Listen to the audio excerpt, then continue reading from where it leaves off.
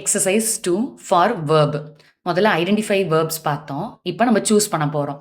He play ஃபுட்பால்னு வருமா? இல்ல he plays ஃபுட்பால்னு வருமா? ஹி அப்படின்றது தேர்ட் பர்சன் சிங்குலர்.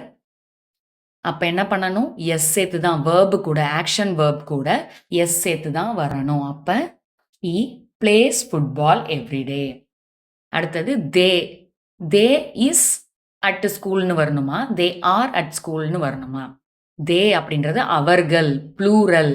ப்ளூரலுக்கு எப்பயுமே இந்த இஸ் சவுண்ட் எஸ் சவுண்ட்ல வராது. Are. They are at school now.